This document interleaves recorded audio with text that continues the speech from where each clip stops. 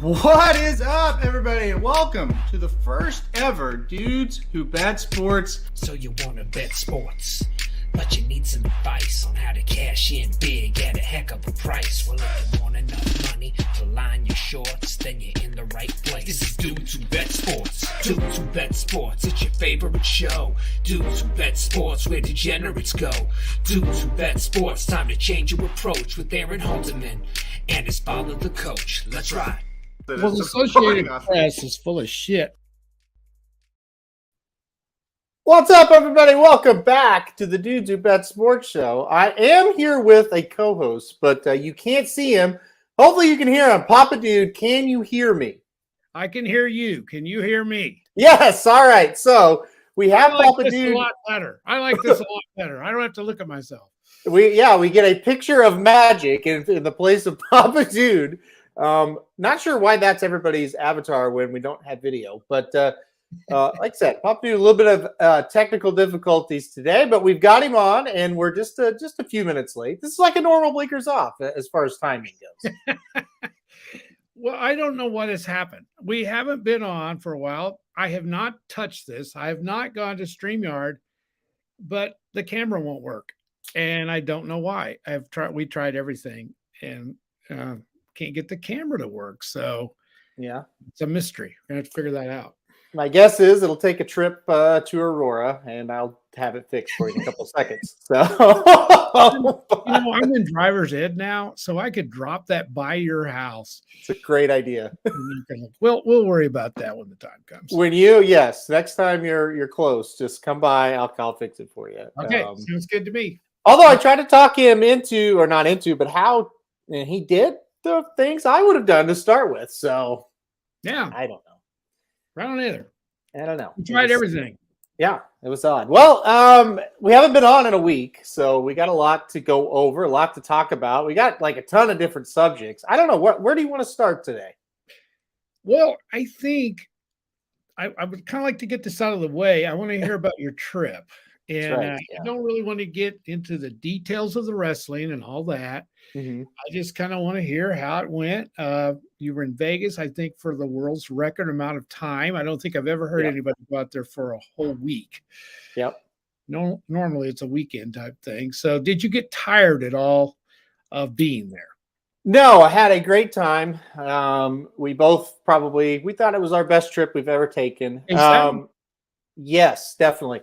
So we stayed at Mandalay Bay. Okay. Best place we've ever stayed by far. Not even close. At Vegas, I should say. Yeah. Stayed at Mandalay Bay. It was fantastic. I'd never stayed there. I'd stayed at a bunch of them. I'd never really stayed at that one. And it was great. The rooms were really nice casino, amazing pool area, good places to eat. You never really had to leave Mandalay Bay. So that part was good. We had 3 shows that we went to throughout the week, and that kind of broke up the week as far as like not doing Vegas type stuff. Yes. So that helped. And the arena in which they had 2 of the 3 shows was connected to Mandalay Bay. It's actually where the Las Vegas WNBA team plays. Oh, okay. Yeah. So they had 2 of the 3 shows there. And why that was really cool is every wrestler on the roster was staying at Mandalay Bay. Oh, wow.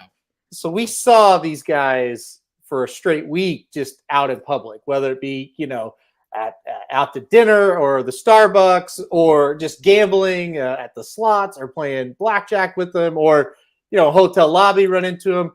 I counted it up today when we got home. We saw 80 wrestlers out in public during the 6 days we were there. So if you are a wrestling guru like you, yes, this would be the trip of a lifetime. Yes. The wrestlers, it would be like us going to see 80 of our favorite sports figures, and you're amongst them most of the time. I mean, a few of them probably knew who we were by the time it was over because God, that's got to be awesome. It was awesome. It was the greatest thing ever. See them in normal circumstances. Yeah, and we were good fans. We didn't ask them for autographs. I wouldn't want their autograph anyway. We didn't ask them for selfies. I'm not that kind of guy. But we just kind of got to interact with them. one of my favorite ones, the Sunday night after the pay-per-view, I'd kind of said hi to him a couple times, and I went up to him. He was in the hotel lobby, and I said, "Look, that was awesome. You had a great match. You're doing so well." And he patted me on the back. He smiled. He's like, "Ah, thank you. That really means a lot." And the kind of that's how they all were. They were really nice. If you wanted your picture with them, they would take it. I mean, they were super nice to all the fans. So that was definitely the coolest thing about it. The shows were great, but the guys and the gals, a lot of women wrestlers now as well, and they were just super nice people, super common people for sure. So when you're saying shows, you're talking about you went to wrestling, right? shows, not Vegas shows. No, so we went. It seems like then you had some downtime to just sit and relax. Yeah, absolutely. It was fantastic. Yeah, we went to the pool a lot. Saw wrestlers out there. Everywhere we went, we saw them. Yeah, we went to 3 shows. Wednesday and Friday night, we're in the WNBA where they play the Michelob Ultra Arena. Really cool setting. And then the Sunday night show was at T-Mobile, where the Vegas Knights play. What a setting! I mean, what a setting! How far away was that? It was about 2 blocks, so we were able to walk. You could just walk to all of this. Yeah. We just the Michelob Ultra Arena was literally, go down the elevator, take a couple of lefts, and there it was. It was great. Now, did you know all this before you went? Yeah. So I purposely stayed at Mandalay Bay, hoping that's where the wrestlers would stay. You didn't know they would stay there, but you thought they probably would. I thought there was a good chance a few of them would, for sure. Yeah. I didn't know that all of them would be there. So, Tuesday we saw the women's world champion, and I was like, wow, that's awesome. We saw Thunder Rosa. Like, how cool is that? And then within a matter of a few hours, we had like 30 people on our list that we saw, and we're like, this is unbelievable. So yeah, Heather got to see all her favorites, and I got to see all mine as well. It was great. It was great. And like I said, didn't bother them, but we could have. I mean, they were very friendly, and yeah, it was just like, yeah, they're just staying where we're staying and doing the same things. They were all, gambling, a lot of them, and all that kind of stuff. So, it was cool. In street clothes, yeah. Did they look like you thought they would? Because sometimes, you see them and they're not. Like you see them in wrestling outfits and they don't look, but you could pick them out real easy. Well, I mean, Heather and I learned pretty quick. We're super fans of these people because, yeah, we could see them from a mile away. Especially Heather. Heather was naming the ones that were in masks. Usually there's 4 or 5 that wear a mask, and she'd see him and go, "Oh no, that's Penta." I said, "He's got a mask on." I'm like, "How do you know that's Penta?" She goes, "Trust me, that's Penta." And so he would get a little closer, and I'd see the tattoos, and I was like, "Yeah, I think that's Penta." Wow. I can't believe this. I mean, I've known you forever, and you had to be in freaking heaven. Well, we were in heaven. It was fantastic. We would go up every night, and we're like, I just can't believe these guys are out. And for non-wrestling people, this may not mean anything, but for us that watch this every week, it was really cool. Sandy, not really Sandy, because she doesn't know that much about OU, but me being at a place where all of the Oklahoma celebrities are at, and I'm out there just mixing in with them. That's pretty much what it was. Yeah. I've always wanted to do, I'm sure. Yeah. And like I said, some of them were they didn't care really to be seen. They were just out amongst, and other ones you might see once and they kind of are trying to keep to themselves, which is fine.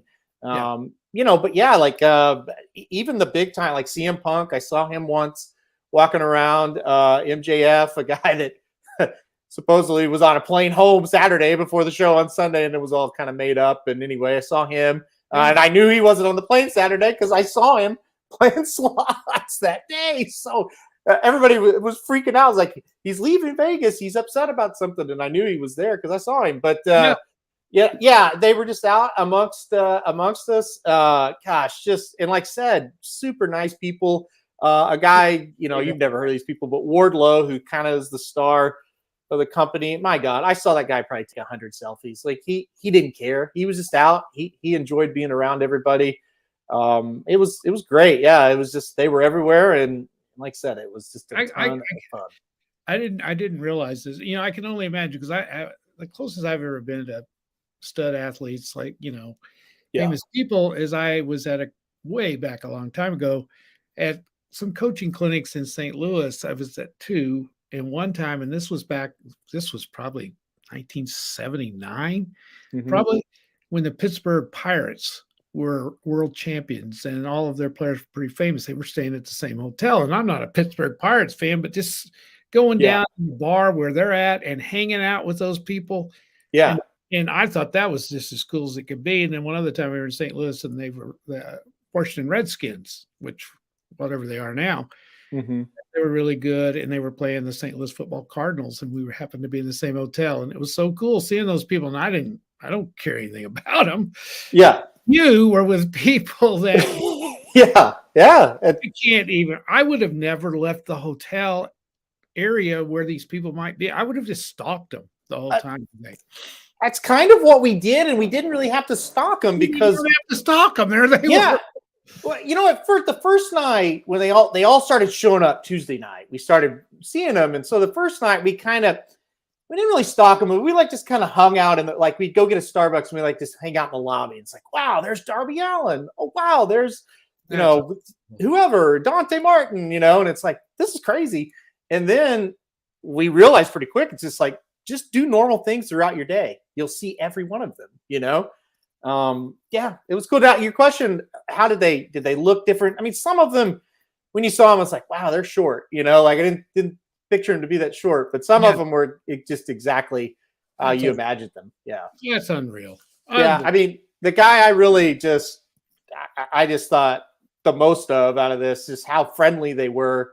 Yeah. Wardlow and a guy by the name of Powerhouse Hobbs, who he's kind of my guy after this. He was just overly nice. And that's the one I talked to after the pay-per-view. And said, man, this is just, it's awesome that we got to see you so much and you're so friendly to everybody. And wow, I mean, this guy, when I first started watching, he's always been huge, but he just wasn't a great wrestler. Now he's really a great wrestler. It was amazing. Yeah. Do you, because most of the time they're not at a venue for a whole week. Right? Yeah. Yeah. So kind of like that idea of they weren't on a plane going somewhere else, and they just were tickled to death to be in a place for a week. They seemed just really happy to be there. And Heather and I talked about that. It's like, we'll probably never go to a show other than this one again, because we got so spoiled. Like you go to a show, let's say I go to St. Louis to watch them. Well, you go to the arena, and once they're done, they disperse everywhere, and that's it. Oh, man. What a deal! That's so Dennis said it's like a big convention. I would say that's exactly kind of what it was, because they all were in one place, and they all stayed there because, like I said, there was two shows, and then they also did a fan fest on Saturday, which we didn't go, but you could pay and you could autograph and meet them and all that kind of stuff. So now, were most people at the hotel, were they there for that, or was it just a mixture? It was a huge mixture. There were definitely some fans, but there was a huge volleyball tournament going on. So there was that it's Vegas. There's people everywhere doing all different kinds of stuff. But yeah, a lot of wrestling fans. But like I said, it was just, that's cool. We got there, and I kind of told Heather, I said, look, this is why I booked this place. I think we might see a couple, that's what's kind of was like, there may be a couple messing around. Yeah. We saw 80. So yeah. The fact that they were there so long at a time. If they'd only been there for one day, you wouldn't have seen them. Yeah. Dennis is Danhausen really 6'7", 300 plus pounds. So Dennis, hilarious, because Danhausen is this little guy. Oh, you're gonna bust his bubble. No. But when they announce him at 6'7", 300 pounds. Just it's funny, trying to be funny, I got you. Anyway, we saw him 3 times. Wednesday, I saw him for the first time, and he's not very big, Dennis. He's not very big, but friendly, very friendly. Saw him twice without makeup, and then once in his full get up. So, it's kind of weird, just middle of the day, and here comes a guy in looking like a vampire walking through the casino. But that's how it was. He was there. He was at FanFest, and he was coming back from it. So, I'm going to ask a dumb question. You've answered it before, and I don't listen too good. Is JR part of this show, or is he part of another? JR, I saw JR 2 or 3 times. Did you tell him you were a huge Sooner fan? We said Boomer to him, and he said Sooner back. Yep. So that was cool. He comes out about 3 minutes before each show. He comes out to the Oklahoma fight song. He comes out to Boomer Sooner, and they play it over the loudspeaker, and they have a video, and he comes out and waves at everybody before he starts the show. So yeah, we were able to clap along to Boomer Sooner a couple times. Yeah, it was cool. He was watching OU softball one day at a restaurant. We saw him. Yeah, it was great. Yeah. Right now, OU softball is probably almost the equal of OU football now. Yeah. They have a following that's in a smaller scale. It's just a rabbit. You cannot get tickets to that World Series. You cannot get them unless you want to pay $130. And I would love to go, but I don't want to pay $130 for a softball game. I just don't do that. Yeah, I don't blame you. It's nuts. But yeah, it was they've only lost 2 games all year, so speaks for itself. Yeah. I don't know if they're going to win it because it's damned hard to win it. I don't care how good you are. Yeah. I've never seen anything like them. And it's not just their hitting, it's their defense. They're just incredible. They really are. They're good. They're good. Season starts because this is all prelims. The season starts. What is that? Thursday. The College World Series starts Thursday, and this is what they've played for all year. Anything less than being in the College World Series is a bad year. It doesn't matter. So, yeah. So anyway, But anyway, that's a trip. It was good. It was a lot of fun. That for the rest of the show. That's unreal. Yeah, I mean, and it was again. I just can't say enough about the wrestlers, and I'm sure there are some dickheads. There always are, but God, these guys, you wouldn't have believed it. They were so nice. Just That's great. Just normal acting individuals. Like I said, really, really cool to see. So that is really cool. Yep. Really neat. Well, what else could we talk about? Do you want to talk about the Belmont, NBA, or NHL? You tell me. You want to get the Belmont over with, or I mean, I don't know what you want to talk. I mean, do you want to just kind of look at where it stands at the moment, see if my information is the same as yours? I mean, I looked it up on DRF today. The probables, is that the same, I guess? Yep. I've got the same list as you. That's where I got it from. And you can go to DRF and find they've got 11 probables right now. And right now what I'm going to do, I'll pull up, this is Rich Strike. He worked out this weekend, I should say, I guess last weekend now. And he's prepping for the Belmont, obviously, here. And I'll play this workout for everybody that's watching live, and we can kind of talk over it. But I mean, crazily enough, he's certainly looking like he could win this race right now. He looks magnificent. He does, and like I said, I've got him up on the screen now, and you can see him as well. Dennis says Rich Strike's work was interesting. Here he is, and he does. He looks fantastic in this, doesn't he? Yeah. Magic and I were kind of talking. What do you think his odds will be on Belmont Day? You know a lot more than I mean. If I was the guy doing that, I'd 4-1 at the most, maybe. What do you think? Yeah, we kind of settled on 4-1 probably. And after this workout, I think people are really buzzing about it. He looked very good. That's 2 really good workouts in a row. Of course, he worked out on Preakness Day at Churchill Downs as well. So, and Dennis going to report here for us. Seeing it live was freaking awesome. I was in the second row close to the rail, and he was blistering fast early, and the last 2 furlongs looked the same, not quickening. So there you go. He looks awesome. And the thing is, realistically, okay, the horse won the biggest race there is, the Kentucky Derby. Why wouldn't he be one of the favorites? I know it's a longer race, but I kind of I've done this and I've compared him to Mind That Bird, who is the biggest long shot I can remember that won the Derby before him. Mind That Bird came back and almost won the Preakness and finished 3rd in the Belmont. I think you could argue that this horse here might have a better trainer. I don't think there's any doubt about that. Do you? I think you're right. And this horse looks more the part than Mind That Bird. Mhm. I might have to pick him at the We were talking, and we were like, well, he could definitely win this thing. So, yeah, I'm with you. He looks great. Here he is kind of galloping out, finishing out the workout. Bill Allen chimes in. He thinks 3-1. Could Thinks be. a lot of people want to bet him after that Derby win. Yeah. And he's the interesting choice. Now, you guys study this a lot more than I do. Mm-hmm. What do you think about the extra length? Yeah, Keen Ice is a horse that I didn't really have trouble with distance, so I think he's actually bred pretty well for the Belmont. His running style for the Belmont isn't great, but you can win from where he's going to be. It's not impossible. I really think he's got a good shot. I kind of rerounded here so people could see it again. I don't think the distance is going to hurt him. To go over the probables just real quick while we're watching this again, Barber Road, obviously, horse 6th in the Kentucky Derby. Creative Minister, 3rd in the Preakness. Ethereal Road, he won the Sir Barton on Preakness Day. Golden Glider, he was 2nd in the Peter Pan. Howling Time, he was an allowance winner at Churchill Downs last time out. Kuchar, he was an allowance winner at Churchill Downs last time out. Mo Donegal, who will probably be the favorite, he was 5th in the Kentucky Derby.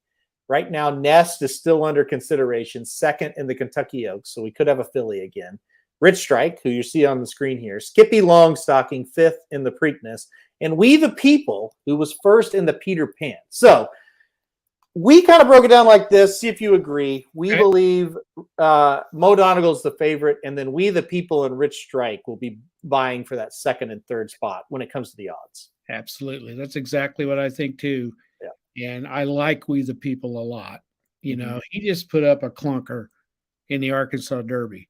Other than that, he hadn't done anything wrong. Yeah. And he will be well rested. And I tell you, I think he is double dangerous. And he may be a little lower than Rich Strike. He may be the 2nd. I don't know. He might be. Gets that win at the Peter Pan. And then obviously, a huge buyer speed figure for that effort as well. So he could, it'll be interesting. He's probably going to be lone speed on paper based on those entries that not entries, but probables that I just read off.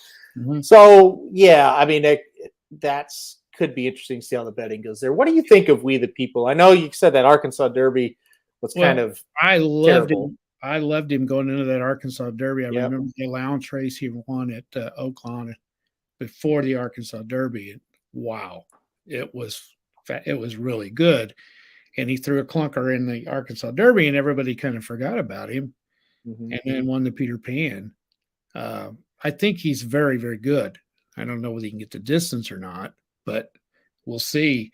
I think he's definitely. I love his trainer. I think this guy's pretty good. This trainer, don't you? Yeah, talking about Rudolph Brissett, I like him. I think he'll have him ready. He could pull off a win here. Mo Donegal definitely, I think, will be the favorite. He's done the most, probably been the most consistent of all of them. Didn't get a very good trip in the Kentucky Derby. There just wasn't his race, I don't think. Yeah. So, and Pletcher's going to have him ready to go, and so it's shaping up to be what should be a pretty good race. I think there's some clunkers in here that have no chance. Yeah, but that's okay. Got to have some. Yeah, I agree, but I certainly think there's 3 or 4 in here that are awfully good. And Bill Allen asked the question. I think it's going to be the $1 million question. Yes, for the Belmont, is there enough speed for Rich Strike? And we'll throw Mo Donegal in there too. Is there enough speed for those horses to be effective coming from out of it? Exactly, that's the big question. And Bill, I think that's why We the People is going to take a lot of money, because again, you read these probables. I don't see anybody that has early speed like We the People does. So, you look. We'll just go down at it one more time. Barber Road comes from out of it. Yeah.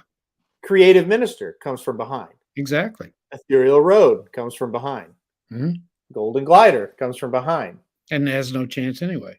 Yeah, Kuchar, he stalks the pace a bit. Yeah, but he's trained by the same guy as Yeah, he only trained by the same guys with the people, so they're not going to get in a speed duel there.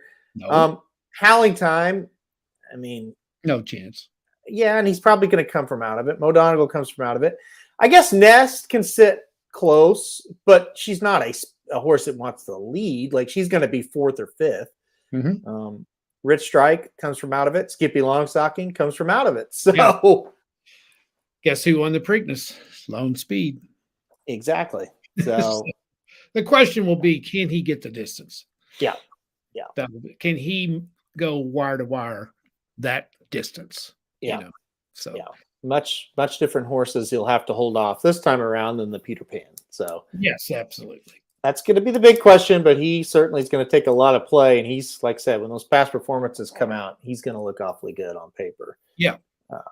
So, yeah. Right now, and again, it's proved your point and a lot of people's point. I had no interest in the Preakness, really, to be honest. I got a lot of interest in this. And you know why? It's because the freaking Kentucky Derby horse winner is running in this race. Correct. Yeah. And that's the interest. Yeah, correct. And when the Derby winner doesn't show up, this is what happens. And I'm 100% with you on it. I've heard some rumors that there's some talks about it being changed, the spacing of the races. So we won't hear any of that till this is over. This race is over. Correct. Yeah. But I have heard a few rumors, but they are just rumors. So I'm not going to comment on anything as far as it being set in stone. But Aaron, how many? I mean, this is just off the top. No horse ran in all 3, right? Right. And we didn't have very many that ran in 2 of them, right? Mm-hmm. Not too many. What do you say? Probably 6, maybe? 5 or 6? I'd have to look, but yeah, it's not very many. 4 or 5. Yeah. Mm-hmm. This is a Triple Crown, and you're not. Well, you've argued it, and we don't want to beat the horse to death, but I'm just saying I'm not as huge a race guy as you guys, but I've got interest in this because I want to see how good this horse is. Yeah, absolutely. And while we're talking here, you can go, well, not now, but after the show, of course, you can go watch a video at racingnews.com right now. Is Rich Strike ready to win another Triple Crown race? There I am. And with Magic, same shirt. Well, and I guess I'm Magic tonight too. So yeah, and Papa Dude is Magic too because his camera doesn't work. So maybe you just leave this on and maybe everybody will think I'm Magic tonight. Well, that could be. That could be. So there it is. And there's that Rich Strike work again. Magic looks like he dubbed that in there as well. You can also go over there and you could watch us. There's a link for us. And I don't see the link. There's another one that says Belmont Top 5. I'll pull that up now on this.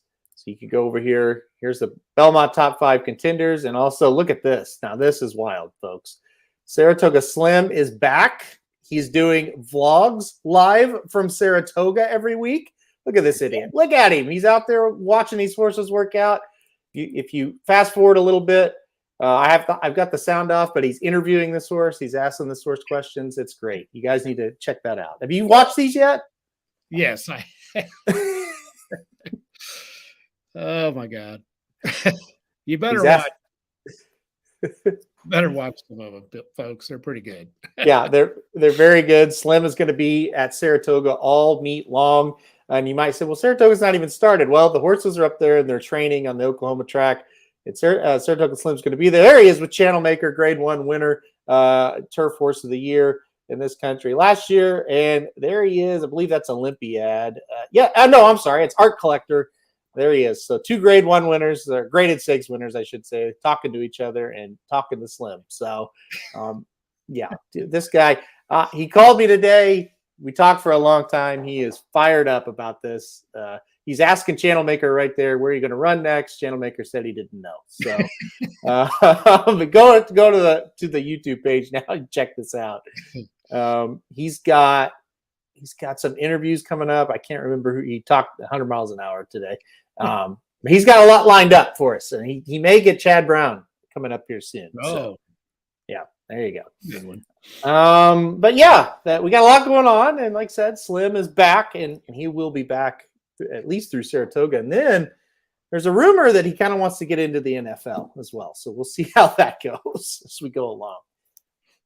What would you think about a Saratoga Slim guest appearance on this show during the NFL season? Oh, that'd be pretty good. I think it could be good. Yeah, Okay. I do. All right. I think that kind of does it for Belmont. We're going to have tons more next week. Of course, next week is already Belmont week. So That's we'll right. cover it in depth, but that'll do it for now. What do you want to do? NBA or NHL? We're going to go to Well, that next. Isaac said save the NBA for last. So Okay. let's honor Isaac's request. All right. Well, we'll go to the NHL where the Western Finals start tonight. The Oilers and the Avalanche. One team, not surprising that the Avalanche are there. The other team, at least for me, pretty surprising that the Oilers dominated Calgary. Kind of break down this series for us. What are you thinking about this one? I see a high scoring series. I just can't see anything else. Yeah. Two teams that know where to put the puck, and it's in the net. I'm like you. Edmonton struggled with LA, which I thought was an inferior team compared to Calgary. Yep. And a lot of teams, and they struggled to win in 7. But there was a lot of pressure on Edmonton to win that series because they've been kind of dormant for a while and been a little bit of a disappointment in the playoffs. So they had a lot of pressure on them. And I think that relieved them a little bit. And they just diced Calgary. And Calgary is a great defensive team. And Edmonton rolled them. I mean, they scored goals. They have scored 52 goals in 12 games. That's a lot of goals. Yep. In 12 games, especially in the playoffs. And to score as many as they did on Calgary was a big surprise to me. They have 2 superstars, Connor McDavid and Leon Draisaitl. I think that's how you pronounce that. Yeah. They both have 7 goals and 19 assists. They have 26 points in 12 games. Yeah, it's incredible. That's 2.2 points a game from these guys. That's an amazing statistic. Evander Kane, who wasn't even on a team in January, he had gotten in all kinds of trouble in San Jose, and they cut him. And Edmonton picked him up, and he has scored 12 goals. Yep. In this. That he leads. I didn't look this up, but I'm assuming that's the leading goal scorer in the playoffs right now. I don't think anyone's even close to 12, and because I was so sure that's right, I didn't even look it up. Right. 12 goals in 12 games from a guy who wasn't even on the freaking team until late January. Yeah. Then Zach Hyman has been fantastic. He has 8 goals. They can put the puck in the net. The thing about Edmonton is they're a little shaky in goal.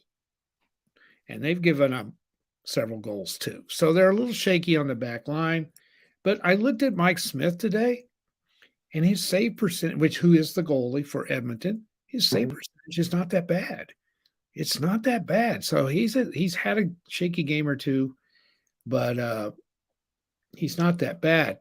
Then you look at Colorado, and their offensive statistics are almost as good. They have 43 goals, so 9 less than Edmonton, but they've played 2 less games. Mm-hmm. They only played 10.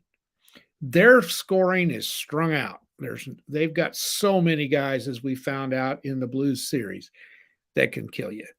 And Nathan McKinnon is a superstar, and he has 8 goals to lead him, but Landeskog and Makar and Rantanen and on and on and on and on, they can come at you in waves. So, I think they played Nashville in the first round. That was a mismatch. But the Blues are pretty good, and they dominated the Blues that time in that series, and it was lucky to go 6 games. And it did, and then, of course, the Blues could have won that. Did it go 6? It went I can't even remember now. 6, okay. But the Blues could have pushed that to 7. They got close to winning that game 6, even though they didn't really deserve it. I think the thing about Colorado, and I guarantee you the coaching staff and the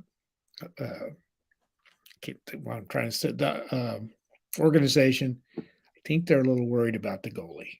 Yeah. He hasn't, against St. Louis, he didn't face a lot of shots, but when the Blues put pressure on him, they scored. Yep. His save percentage is 90.7%. That's pretty low. Yep. for a playoff goalie. So I think that's the Achilles heel of Colorado. I think they're better than Edmonton. I picked them in 6, but I wouldn't be surprised if Edmonton beats them. I really wouldn't. I think Colorado's better overall, don't you? Yeah, I think they're a lot better overall. I don't think either goalie's very good. And to Dennis's kind of question here, can there be over 7 goals tonight? I certainly think so. I think so. Yeah, I think the over is going to be hit a lot in the series, mainly because these goalies just aren't very good. Mike Smith has been sporadic, let's just call it. And yeah, Kemper, he really kind of kept the Blues in that series, I thought. I did too. Now, I do think Colorado's really good defensively because they shut the Blues down at times. But I don't know, Aaron. Do you think Edmonton's better than the Blues offensively? I thought the Blues had enough offense to win that series, and I thought Colorado controlled them a lot. I think Colorado's best defense is their offense and their puck possession. I don't think Colorado just has an amazing back line, but I don't think they have to defend that often. That was the Blues' problem. The Blues couldn't get the puck, Third period, the Blues got like 1 shot in game 6 until like the 2 or 3 minute mark left. And it's just like, you can't win a game when you never have the puck. And no, and that's the key. How do you counteract Connor McDavid? Well, you don't let him have the puck, But can they do it? That's the big deal. Can they stop him? I don't think they'll stop him just real great, but I think they'll stop him enough to win. I got the same. I have them in 6. I think Colorado's going to advance. Yeah, I've been with Colorado all along. I kind of think this too. I feel like Colorado was under a tremendous amount of pressure to get out of the second round. And I was shocked when they said they hadn't been out of the second round since 2002. Yeah. Didn't that shock you? I would have never bet that. Never. I was talking in the sports book. I watched all these games, and I was the only Blues fan there, which was not a lot of fun, but I was talking to a lot of Colorado people.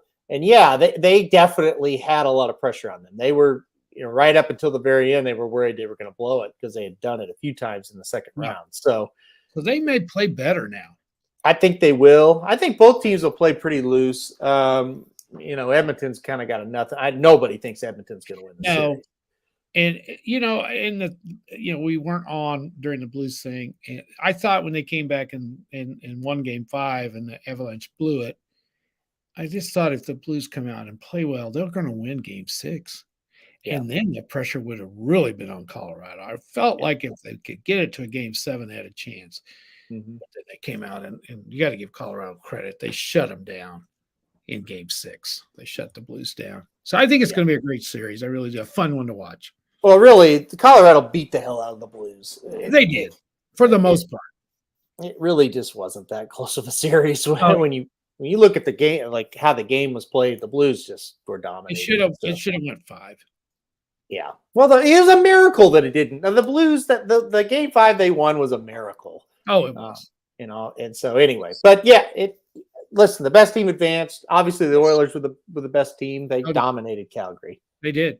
So this is going to be a good series if you like hockey. Yeah, it should be a really entertaining series. And we'll see what happens there. Now, let's go to tomorrow night. The Rangers, man, I'm glad I wasn't in Vegas last night because I would have lost on this game for sure. The Rangers upset the Hurricanes in Game 7 to take the series and now move on to take on a whole different animal here with the Tampa Bay Lightning. Rangers have been playing a ton. Tampa Bay has been sitting on the sidelines. They swept Florida. This is another one. I think Tampa is going to be a pretty big favorite in this thing. What do you think about this series? I think this one's just the opposite of the other one. We're going to see a lot of defense and tight checking in this one. It's not going to be as wide open as the other one. If I was a Lightning fan, I would be extremely worried about this first game. Yeah. And I'm saying that because sometimes when you sit around for 9 days, you lose your edge. You do. And you come out in Game 1 and you're not quite on your game, where the Rangers have been playing every other night now for a long time. And they're on their game. Their last 2 games against Carolina was very, impressive. They were good. Yep. They dominated them, and that's a good team. And I'm impressed with the Rangers. I think their goalie was their problem early in the playoffs when they struggled so much with Pittsburgh. Mm-hmm. My God, he has been awesome. He was awesome in that Carolina series. He only allowed 11 goals. Yeah. In that series, and he made some saves when they had to have them. So I like them a lot. You know, I went with the Lightning because of who they are. But one of the advantages the Lightning have had over Toronto and Florida was the goaltending. And Vasilevsky's still the best. But if Igor from the Rangers plays like he has, how big an edge is that going to be? It may not be that big an edge in this series. So this is going to be a good one. I got 7 for this one. I got Tampa in 7. Yeah, the Rangers have proven to be tough. I didn't love them in that series, made that pretty clear. But I have to just tip my hat. I thought they were really impressive. They were. And you're right. Game 6, I watched all of it. I was smart enough not to bet it. I really wanted to bet Carolina at Game 6, and I said I'm not going to do that because I don't know. These Rangers are tough, and they won. And then the Game 7 last night, I turned it off once they got ahead like 3-0. I was like, I was a chicken shit in that one. I thought the Rangers were going to win, and I just couldn't pull the trigger. I was so stupid. What I did was I had a parlay, and I picked the Rangers in the parlay, and I picked Carolina just money line, and just straight up. But I just had a feeling that law of averages was going to catch up to Colorado, and they were going to lose a game at home. Yeah, Carolina. Yeah, and they did. But I think this will be a great series. I'm a big Lightning fan. They're my second favorite team. Yeah, call me a homer if you want to. I just love the way they play. Not a homer, but a guy that, what do you call it when you follow a really good team? Bandwagon. Yeah, bandwagon. Call me a bandwagon guy. I love the way they play. They can beat you 6-5 or 2-1 just as easy. Yeah, they're gutty as can be. And I worry about him tomorrow night. Home ice, I think, means a thing. Yeah. I don't think it does either. And I think I don't know. Tampa to me is going to win this thing. I got both series ending in 6. I got Tampa in 6 and Colorado in 6. And listen, if it's Tampa and Colorado, it's going to be a classic. It's going to be an absolute classic. I think we have now. Of course, Edmonton's come out of nowhere, and I don't think anybody predicted them to get to the Final Four, right? Right. But I don't think you can be surprised about the Rangers making it. No. You look at their regular season record, they belong. And the other two, how can anyone argue with either one of those? So we've got 3 of arguably the 4 best teams in the playoffs. Well, and the 4th team has the best player in the league. So, and they beat a damn good Calgary team. Yes, they did. And shredded them. Yeah. So I think this is going to be fantastic. We said it before the playoffs ever started. This hockey was going to be unbelievable. And actually, the first round was a little better than the second round. Because I think we only had 1 Game 7 in the second round, right? Yeah, exactly. Yeah, the first round was fantastic. Yeah, the second round, we just had that Carolina Rangers game. Dennis asks a question here. Says, can I ask a question back on the Colorado game? If we expect a lot of shots, I know the odds are minus 130, but let's say there's 40 shots on goal from the Avs and 4 go in, still 36 saves and cash the over on the save. So I guess what Dennis is saying, what is the number for saves, Dennis? Because what he's saying is the goalie could let in 4 or 5 shots, but could still make a ton of saves. Yeah, because he's saying Colorado's going to get a lot of shots. Right. And they should. Yeah, they should. I think so too, because I know Calgary got a bunch of shots. So Mike Smith, here it is. Mike Smith, 32.5 saves for this game. So what Dennis is saying is if you think they're going to get 40 shots, you need to bet that. Yeah. But don't worry about the fact that it's Mike Smith and he probably shouldn't stop 32.5. Just they're going to get shots. He's the goalie. He's going to stop some of them. Oh, yeah. He's not that bad. He's just had some shaky. There have been some games he's played pretty good. He is the Jekyll and Hyde of the whole thing. He is. There are times he is beyond bad, Yeah. And there are times it's like, yeah, that wasn't horrible. Right. So And now, what if he goes out? Here's another thing to think about here, Dennis. Well, if he gives up 4 goals in the first 20 shots and they pull him, yeah, and that could happen. then you're out the door. So Yeah. that's the bad part. Yeah. But your reasoning is sound Mm-hmm. if he stays in the whole game. I'm telling you, to beat Colorado, the Blues could have done it if they had Bennington. I think. I don't know that they would have, but they could have. If your only chance to beat them, you have to have absolutely fantastic goaltending because they're gonna outshoot you every game. Yeah. And if you can shut them down with your goalie, you can beat them. And I think that's why the Lightning have got a shot, and that's why I don't think the Oilers do. I don't think Mike Smith is good enough. Even though Husso was really good, he didn't make a big save, and there was a shaky goal in there. Somewhere. Every game he gave up one that he should have stopped. Right. But you can't do that and beat them. What you're saying is Bennington would have played a little better, but you're not blaming Husso for the loss. No, I'm not blaming Husso at all. I thought he played as good as he could play. I think you got to blame the rest of the team for not playing as well as they could. I think for sure that they get a lot of the blame. It's not Husso's fault, but you have. It's just a fact. You have to have a goalie playing at an elite level to beat him. You did, no doubt. And Husso was not elite. No, he's not. Yeah, he's a second team goalie. So yeah, but he played as well as you could expect. He gave them a chance. He did. He made some huge saves. Yeah. He just didn't play well enough and put enough pressure, whether it was them not playing with enough effort or whether it was Colorado that were too good and they shut him down. I just felt like the Blues didn't play with sustained effort all the time. And I think it was because they never had the damn puck. They just couldn't get it. I know, and I don't think they played hard enough to get the puck. I think they stood around way too much. And the bottom line is, on the back line, the Blues are weak, and it's just that simple. Yeah. The other, the one game Husso was bad was the game 4. Yes. But once he kind of got into the series, he played better, I thought. Yeah. But not good enough. Not good enough. And so you're right. The Blues could have won with Bennington because he was playing at an outstanding level. Yeah. But they could have lost with him too. So, it was the best team won this series. 100%. And I'm definitely not saying they would have won. I'm saying they would have had a better shot. I don't know if you heard O'Reilly after the game. Mm-hmm. He was pretty adamant. He was upset, and he said this is the best team by far he's ever played on. And he said we underachieved. He said that, and I was shocked. Yeah. So anyway, O'Reilly is great against every team but Colorado. I don't think he struggles with Colorado. He does. I don't know if it's the matchup or what, but they took Tarasenko out too. He didn't do much. Yep, 100%. All right.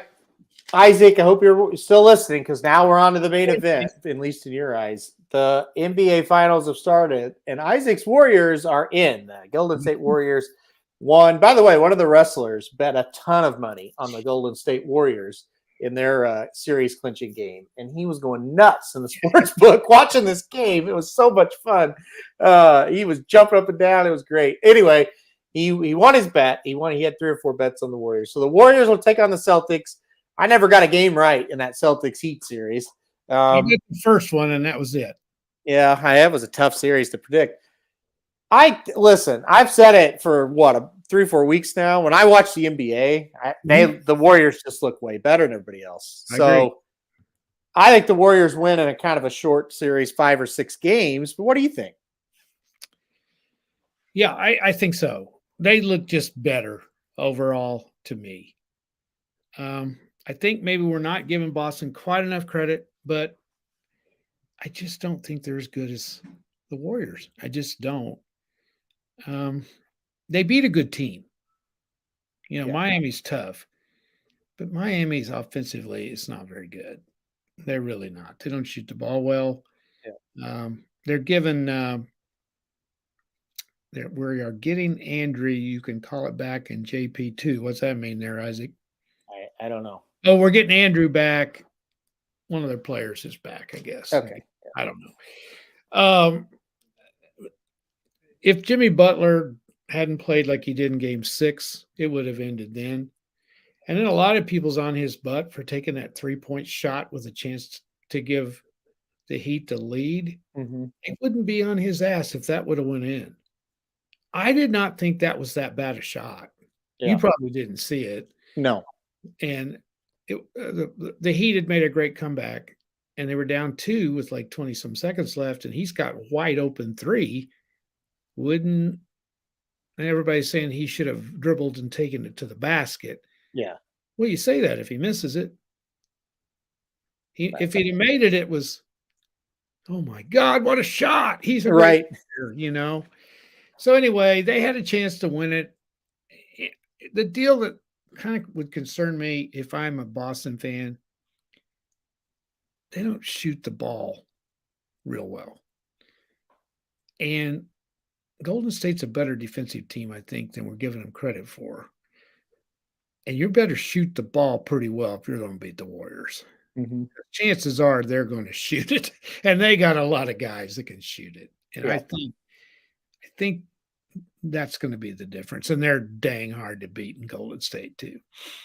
Yeah, I got the home advantage, and I just think they're a little bit better. I do too. Let's see, what game was that? Game 5 that they beat Dallas? Yeah, that's game 5. They ended it, wasn't it? Yeah, it only went 5. That's right. Yeah. Dallas really showed a lot of guts winning game 4. Yeah. We were in there watching it, and you could just tell they weren't going to lose that game. They were just a better team.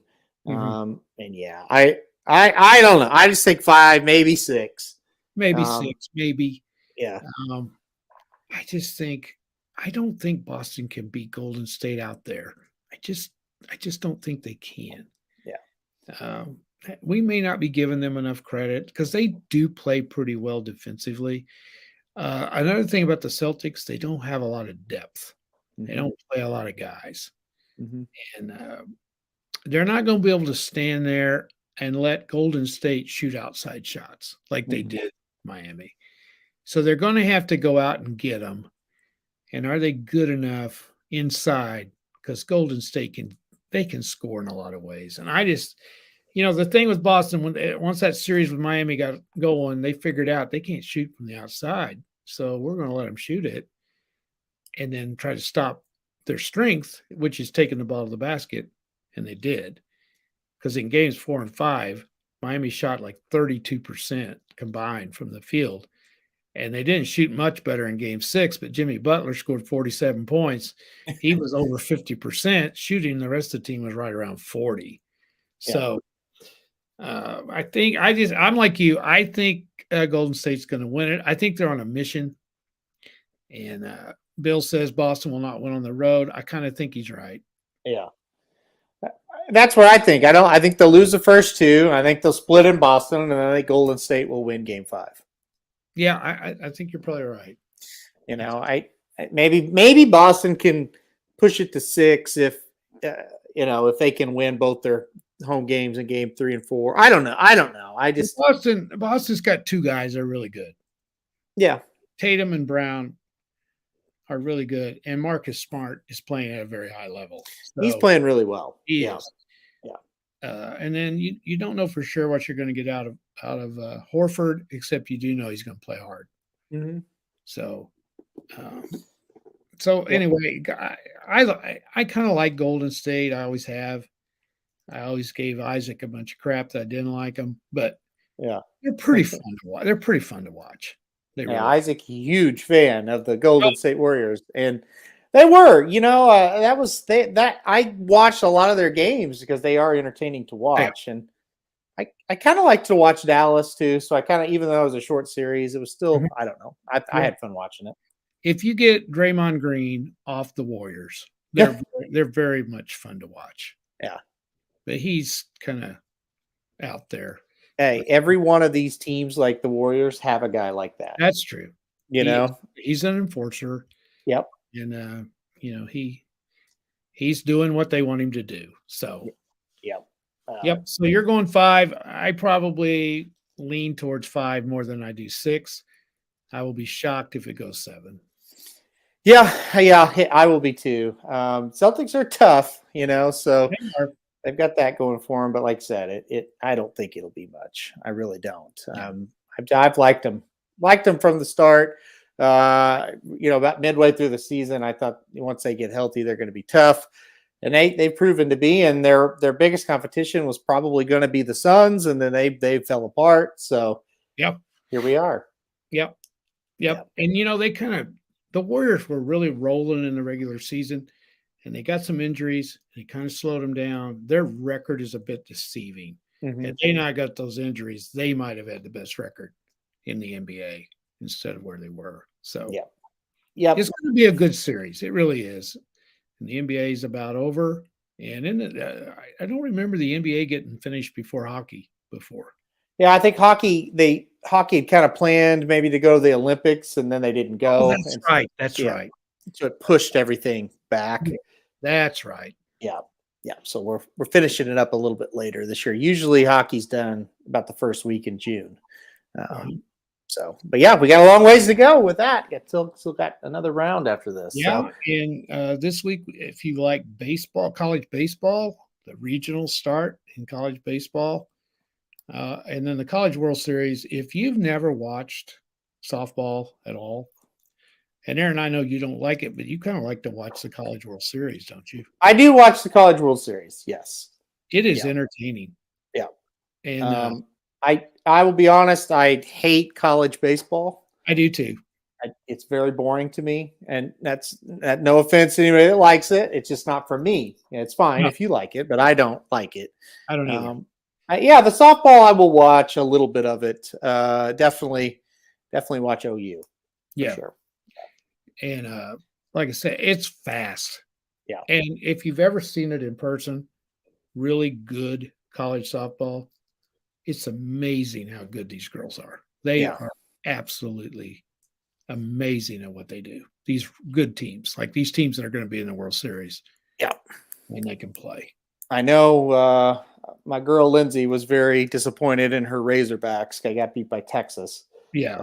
She went to all three of the games. She loves softball, probably her favorite sport. And she went to all three down at Arkansas, and they lost games 2 and 3 of that super regional.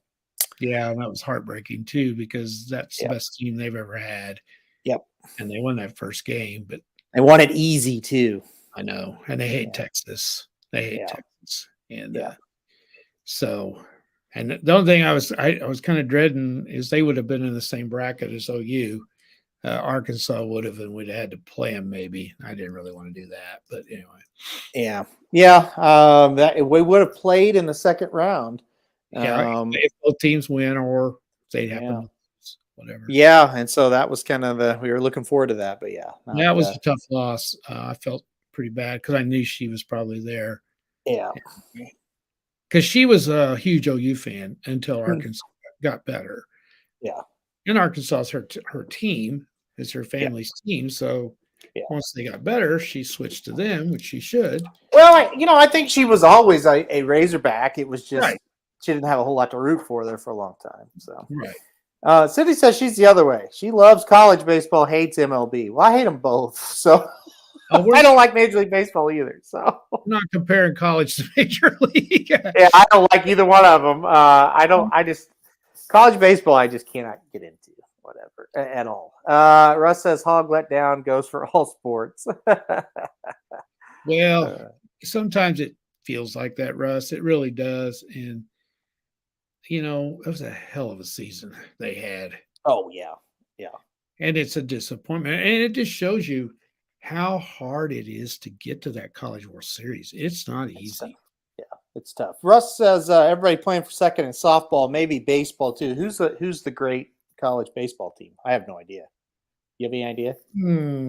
I don't. I would guess OU's red hot right now, so I've gotten kind of interested in it. But they're not the one that's. No, they're not. No, I don't know. Russ, tell us. I'm. Tennessee. Okay, I would not have guessed that. No, I wouldn't either. They're not usually that good, right? I don't follow it, but I never remember Tennessee being great. I kind of remember teams that are in the College World Series. Yeah. and I don't remember Tennessee being in there. Bill, I think you're talking softball. Softball, definitely Oklahoma. We know all about that one. Yeah, Yeah. but not baseball. Louisville usually pretty good. Yeah, I remember at Louisville. Yeah, they're good. Being good. Tennessee's been Texas. number one all year. Uh-huh. There you Texas is good. I think Oklahoma State's pretty good. There's got to be another SEC school that's pretty good. There usually is. go. Yeah. Reporting live, the Oilers have scored 1-0 Oilers. Oh, well, man. Fantastic. There you go. Sandy's Oilers all the way. Loves the Oilers. I hope they win, but I don't think they're going to. Yeah. So Tennessee is 53-7. That's an incredible record. Yeah. And then what's OU softball's like 51-2 or something like that? I think you're 54-2. 54-2. Okay.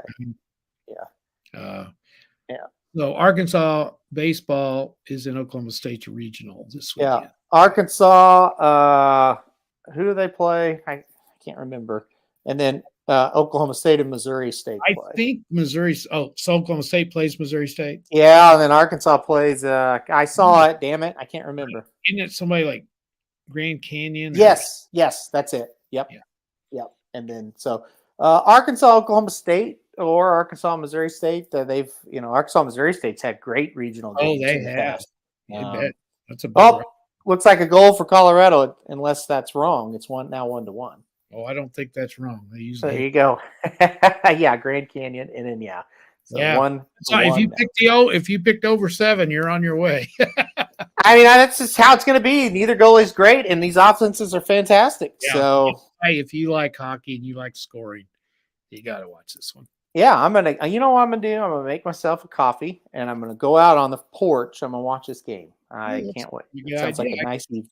Now, when you get old like me, you can't drink coffee this late because you get heartburn. No, I don't have that problem. I do want you to know I am exhausted because I started teaching today. I know you did. I went back to driver's ed today, and we are in the classroom. Yep.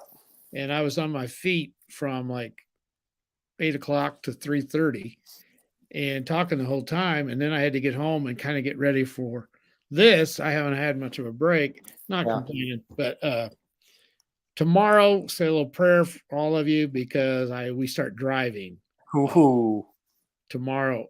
And it's funny. I don't know a lot of these kids. I just don't know a lot that I have.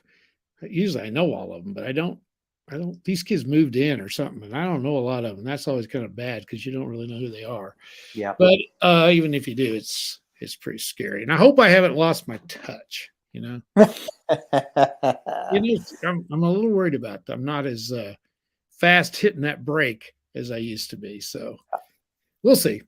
We'll see what happens. Hopefully it goes smooth this year. I know some years are better than others with driver's ed. So yeah, we'll see how it goes. By the way, Sydney says can't blame the goalies. One was a breakaway, the other was a 2-on-1. All right. So, yeah, man, this is gonna be a good series. This could be a good series. Yes, did I think I was going to do driver's ed? Yes, that was part of. They asked me when I retired if I would come back and do it because not very many people can teach driver's ed anymore because they don't offer it in college. There's only one school in the state of Missouri where you can get certified to teach. Really? Yeah. So are they going to do away with that? I think basically they will because no schools offer it during the school year. Yeah. So no one gets certified. Yeah. And then I was older and I was certified and they asked me if I would teach it because that gets more kids in summer school. Right. If they drive. Yeah. So I've got a job for as long as I want over there doing this. And if I was in the classroom, I wouldn't have gone back. Yeah. But I'm not in the classroom. I'm in the car. Yes, it's dangerous. But better than being in that classroom, putting up with that crap. Because I don't really have any discipline problems much. So what do? You don't have to teach anymore? It's just driving now? Well, I shouldn't really say this because you are supposed to be in the classroom longer than we are. That's what I thought. But and this is not my idea. They want me to drive. The administration over there thinks it is more beneficial for them to drive. Yeah, I would agree. And the other thing that's changed, you get your permit now Yeah. at 15. Right. So a lot of these kids have already passed the written part to get your driver's license. They don't really need to listen to all that boring crap that Right. in the book. So I just have to do it one day, and thank God for that, because I used to have to do it for 10 days. Yeah. And you run out of stuff to talk about. Yeah. Because anyway. Well, I mean, it's we'll all be thinking about you tomorrow. It's I know every road in this part of the state, and it's just really I don't care how good you are. It's the luck of the draw a lot of times. Oh yeah. So Yeah. Well, anyway. Anybody can get in a wreck. So Yep. That's just how it is. We've been very, very lucky over the years. We hit a deer one year, and that was about the worst thing we've ever hit. I thought you went through a fence or something once. We didn't hit anything. We just went through a barbed wire. Okay. We've been in a lot of ditches, and we almost hit a bridge once. That was very scary. We got hit by a Domino's delivery boy one time. He rear-ended us over at Joplin on that roundabout over there, 20th. Yep. Mm-hmm. Yeah, he rear-ended us. We drive an old car. It's an old Grand Marquis. It's about a 2005. It's got about 400,000 miles on it. You can't hurt that thing. He rear-ended us, and he knocked us forward about, 20 feet. And I got out, and I thought, there'll be a dent in the bumper. There wasn't even a scratch. And we hit the biggest deer you ever saw. All I remember, he was huge, and he went over the front of the car, over the hood. We hit him square on. There was nothing the kid could do about it. He just came out of the field, and bam. And I thought, this car's tore up for sure. All it did was bust the headlight out. That was it. It's shocking because they usually tear it up. And if you live around this part of the country, what he's saying is true. You're going to hit one eventually, and there's just nothing you can do. He came out from some trees. We didn't see him. All it was a flash and a thud. Yep. And wham over the. We didn't look back. We just kept going. Yeah. The kid goes, "Oh my God! I just got my first deer." Yeah, exactly. That's how it is around here for sure. You're going to hit one. Better a deer than a moose. That's for sure. I don't think you want to hit a moose. No. But, no. Anyway, so it'll be kind of fun, I guess. Ask me next time we're on how we're going, and I'll tell you if it's fun or not. All right, yeah, we'll chime back in. I don't know. Are we going to do this? How are we going to do this? We're going to cut to one a week now that you're back driving. That you're in charge. It doesn't matter to me. Well, you can't be on Thursdays at noon now, can you? I can't be on Thursdays at noon now. Okay. Well, we'll work that out. I'm off on Mondays. We don't have school on Mondays. So is it Mondays? Yeah. So the Monday night show is still okay. Okay. Well, we'll probably just do one a week there for a while then. We might. We'll do that. But we're not going away. Don't worry. No, we're not. Yeah. So, any final thoughts before we sign off tonight? There's one thing I would like to talk about a minute without getting political. Okay. And I mean this from the bottom of my heart. Okay. Mm-hmm. And I'm not anybody that's still listening.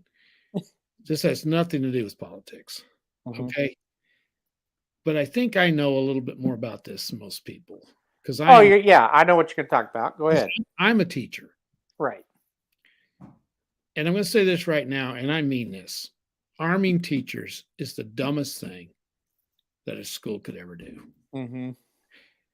And I'm going to tell you, if a teacher was armed, what happened in Uvalde could not have been prevented. There's just no way.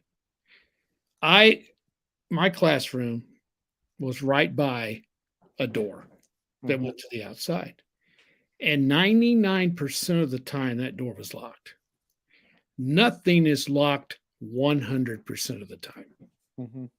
Nothing is 100%. It's just I can't think of anything that's 100%.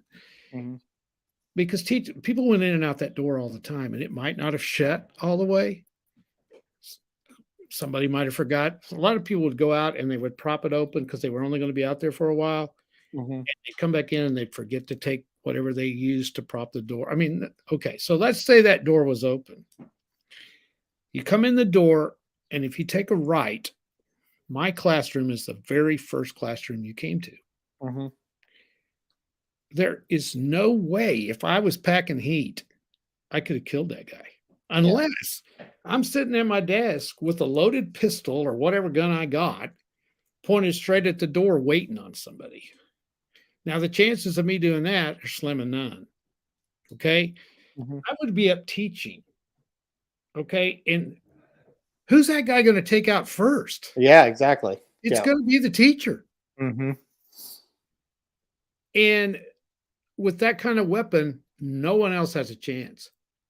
Now, if another person in the building is armed, can they finally get the guy? Yes, but you've lost your entire classroom and a teacher before you can get to it. Yeah, exactly.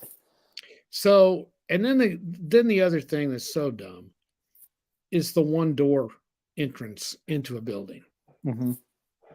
That is just, it's unreasonable. You can't do that. Yeah. Some of these schools have 2,000 kids in it. Yep. How are you going to have one door and get all the kids through that one door? And what if the building catches on fire? Mm-hmm. How are you going to get them out? So I think what needs to be done, we need to change this wording of gun control, because that just is too vague. Mm-hmm. Because that sounds like every gun. And Aaron, you and I are not gun people. We're just not. Yeah. Right? But you're like me. You don't care if somebody has one gun or 50. No, not at all. Responsible. Yeah. Gun owners, and the guns are legal.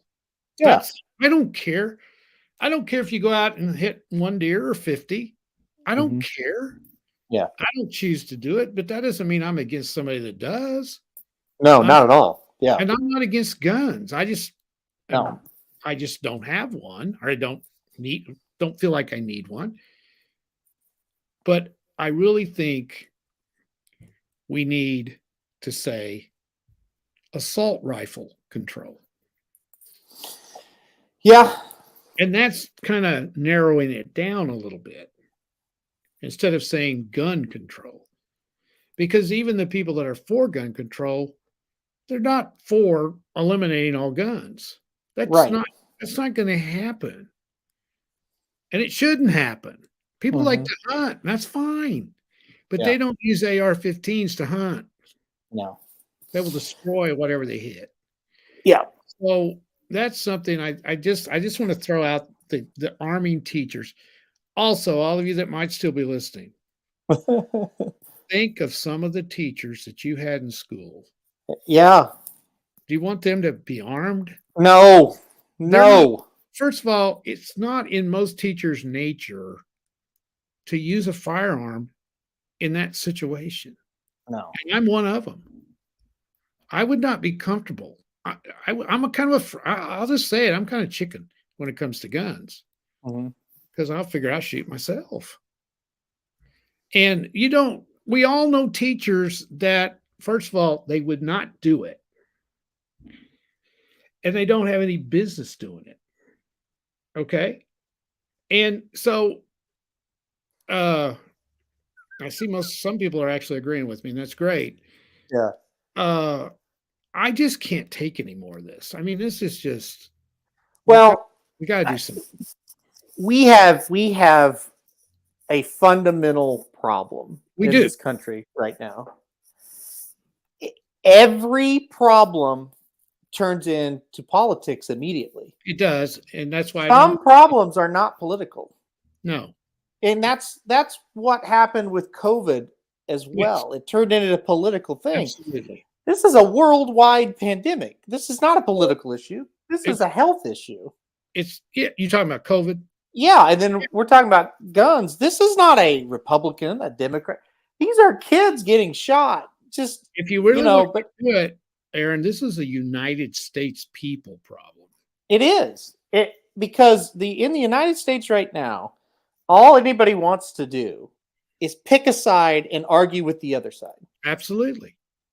I see it every day on a very small and insignificant scale on our YouTube page.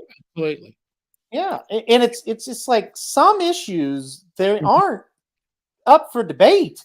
it's not I'm on this side and I'm on this side and let's fight about it. Some of these issues just aren't that way. And Exactly.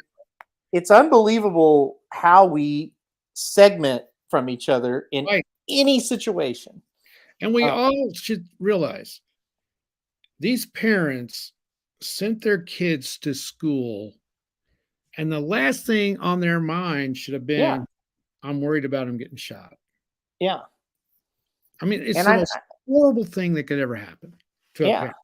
And I'm sure those parents aren't sitting around going, well, I gotta stick with my party though on this situation. No, they're not. No, because it's crazy. And it's to me, it's a problem. That's the main problem in the United States, no matter what the issue is. Yeah, absolutely. Everybody just wants to pick a side. They don't know the facts. They're just picking a side because that's my team. Right. And that's it. And I'm going to, whatever that guy or gal says, it's the leader of my team. Exactly. That's what I'm going to agree with. I was thinking today or the other day, I've been consumed with this, and probably I shouldn't be as much as I am, but I'm just really tired of this. I'm just tired of this happening. It's embarrassing in this country that this is happening. We should all be embarrassed. Yeah. Well, and I've heard people say the police bungled this up. Well, maybe they did, but I think the point is they knew they were no match for this guy. Yeah. The normal police that were there, the regular cops, knew they couldn't handle an AR-15. Yeah. They waited till the SWAT team or whatever they were, the Border Patrol, whatever they were. They had better equipment and they went in and got him. Mm-hmm. So, and I was even thinking, all right, let's go back to the old West days when you had pistols that would hold 6 bullets. Mm-hmm. 6-shooter. Guy comes in to a classroom of young kids and he pulls the trigger 6 times. And this is a 6-shooter, not an automatic weapon. Yeah. He's going to take the teacher out first, and then he's going to get 5 more before anybody can stop him. Yeah. Yeah. So we've got to do something about the assault rifles because you don't need okay, if they are legal, all right, and you're responsible, we're not talking to you. We're not talking to you. No. You are not the problem. No. So quit taking it personal. Yeah. We're not talking to you. Yeah. It's too easy for these wackos to get these guns. Yeah. And listen, the bottom line is this isn't going to solve all of it, but you have to work together to try to do things to help. I mean, if it keeps one of them from happening, isn't that work? Yeah. Go ahead. You have to take off your shoes before you get on an airplane, right? Mm-hmm. And you did that because somebody was able to hide an explosive device in their shoes once, and they caught it. Yeah. And so now all the time you have to take off your shoes. And when have you heard the last time that we've had any kind of incident in the air? Exactly. Because it's not, they just said, well, shit, we can't have somebody hiding an explosive device in shoes and blowing up a plane, So it's like preventative measures are taken all the time. Absolutely. And this one has gotten politicized, and it's not a political issue. It's just not. It's a people issue. It's a people issue, and I don't know the answer. I really don't. I'm old enough. Remember when we had a lot of plane hijackings? That was kind of like this. It was like every week somebody would hijack a plane. Yeah. Well, we decided we've had enough of that. So now you got to go through strict security to get on an airplane. Yeah. That stuff has stopped. Mm-hmm. And 9/11 is when it really got more strict. And some of us gripe about having to go through security. But if it can keep somebody from getting on a plane and crashing it on purpose into something, well, isn't it worth it? I was on 2, and I'm glad they didn't crash. I'll tell you that. And if it takes not making it harder to get an assault weapon, if that can save 19 little children and a couple of teachers or whoever from dying, Yeah, and it's not, and here's another thing, it's not just schools, it's churches, it's grocery stores, that's right. it's Yes. everywhere. It's country music festivals. There were 4 shootings this weekend where people are just getting in an argument and pulling out guns and shooting each other. Well, honestly, and not like I'm sitting around thinking about it while I'm there, but you go to a place like Las Vegas, you never know. You really don't. The hotel I was in, Mandalay Bay, that I bragged about so much, well, a guy broke out a window at Mandalay Bay not that long ago and shot a bunch of people at a country music concert. I mean, yeah. Anywhere you go out in the public. Was that where that happened? Yes, it happened in Mandalay Bay. Yes. Oh, I didn't know that. Yeah. That was at a Jason Aldean concert, right? I believe that's who it was. Yeah. It was. Yeah. He had a rifle and he was up on one of the floors. And you see where the concert was and everything. And, exactly. Yeah. You think about it, how easy it is to go into a mall at a food court area. You could walk right in there with an automatic weapon and wipe out 100 of them before anybody could ever get to you. Yeah, that's just it. And people say, well, they'll still get them. You're right. Some of them might. Some of them might not. Well, they might get them, but they're going to kill a bunch of them first. No, I'm talking about get the weapons. Yeah, they'll still get them. Well, they might. It might, but it could. Some might not. That's right. Yeah. And if we can just get this under control, because other countries do. They don't have this problem. No. So is it our society, or is it we have more guns than anybody else? I don't know. We have a lot of mental health issues in this country as well. I think that's part of it. But yeah, it's crazy. It's crazy. And it did us, this is a lighter note, but like with the sports gambling, talking about Kentucky, and they can't get it passed, and they can't get it passed here, and it's the same reason.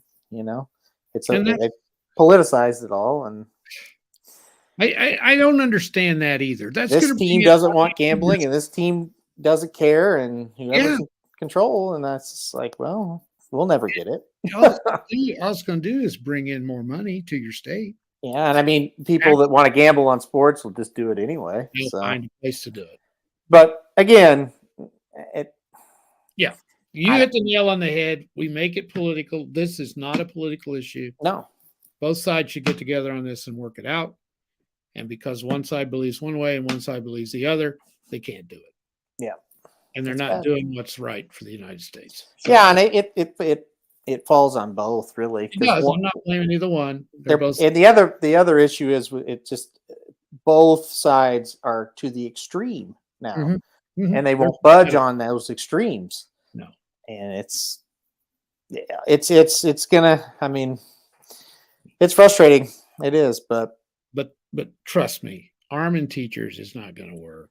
Well, and you said the one thing you hit on that is thinking of some of these teachers that I had having a gun was just that I don't know that I'd want to go to school. So no, there's no telling what would happen. Yeah, and do you really want to send your kids in a school where there's armed guards carrying weapons all over the school building? I don't think that's a good look. No, it's not. Now, if they're, well, it's not. It's not. No, it's not. Every school has a resource officer that has a gun normally, but he's there not just as a guard. He does everything. Yeah, Avs 2-1, by the way. It's bring that up because I feel like we have a forum here to where if we can make anybody change their mind a little bit or maybe talk about it some, maybe we can get some, we're small scale, but maybe, we can get each other talking about this. And I think the biggest thing is people you don't have to agree with us. Just try to have an open mind about it. Try to think outside of what your political leader is telling you. Try it once. And think about the victims' families. Yeah. These are innocent people. Yeah.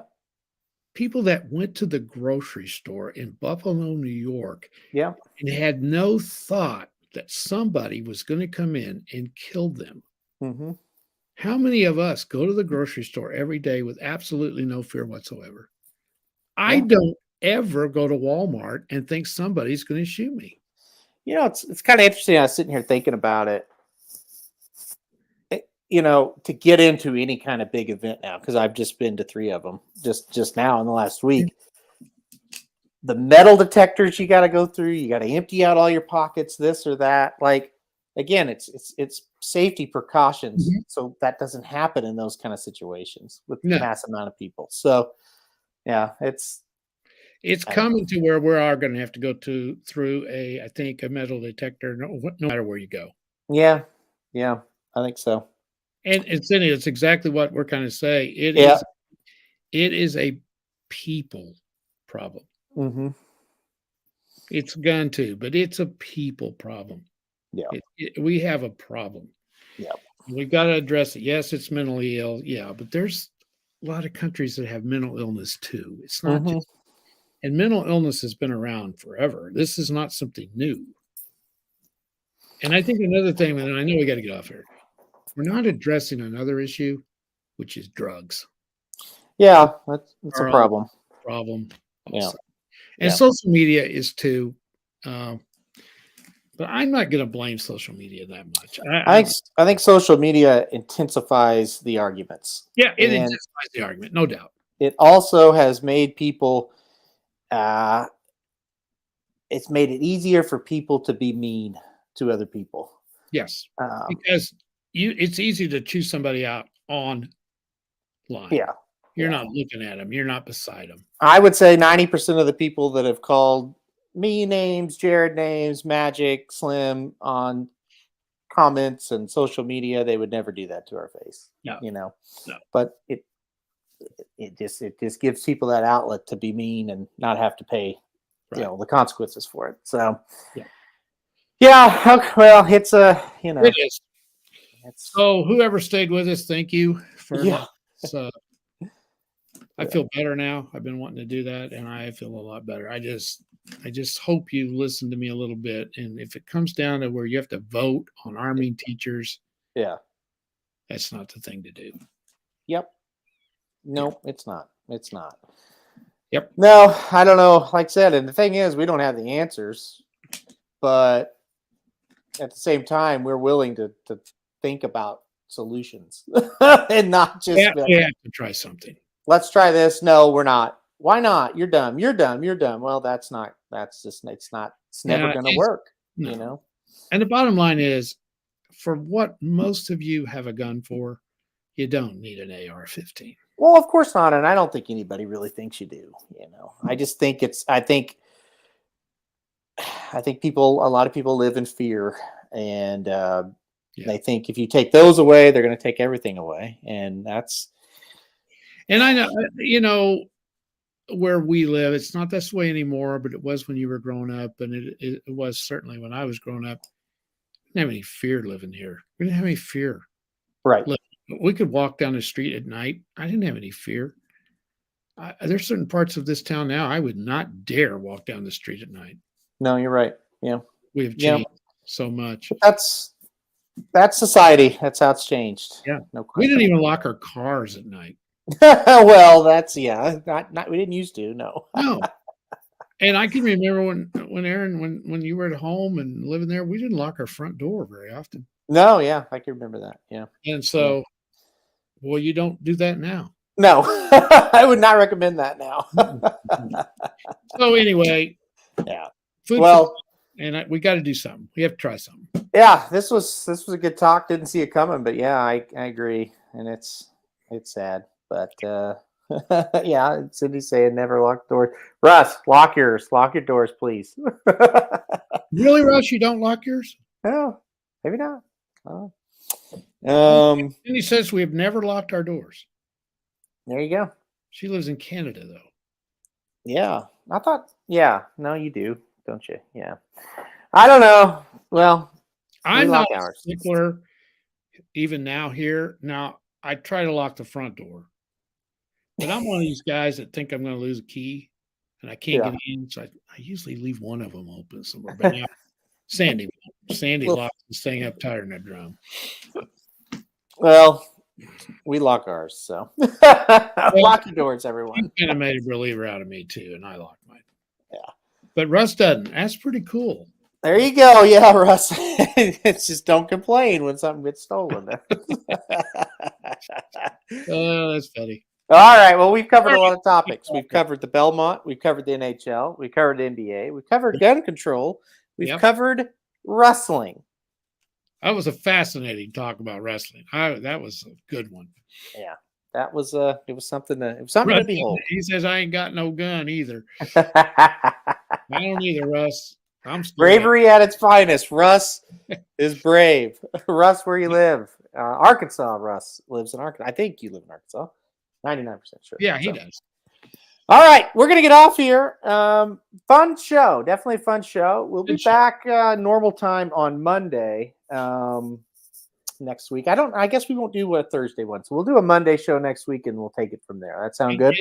Yeah, I think so. And I think, guys, if you like these kind of shows, we're probably going to venture off onto some. I would say it'll be pretty much an open variety show for sure once hockey and basketball get done. Yeah, so we'll tackle lots of things. We're going to have a lot of different topics. We're going to do some Saratoga coverage on the show a little bit as well. You're going to have to give me another job, too, or I'm going to go bankrupt. Yeah, we'll work on that as well. Okay, that's good. You be thinking about it. All right, guys, we're going to get off here now. Thank you, everybody, for watching us. Had a good crowd tonight. Good, lively conversation. That's always good. Mm-hmm. And we'll be back next week for you guys as well. So everybody take care, and we'll see you next week.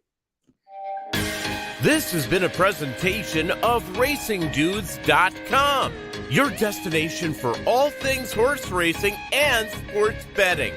Whether you want free winners, expert insider picks, up-to-the-minute trackside weather reports, or podcasts and videos for bettors of all skill levels. Never make another wager without visiting the Racing Dudes. First,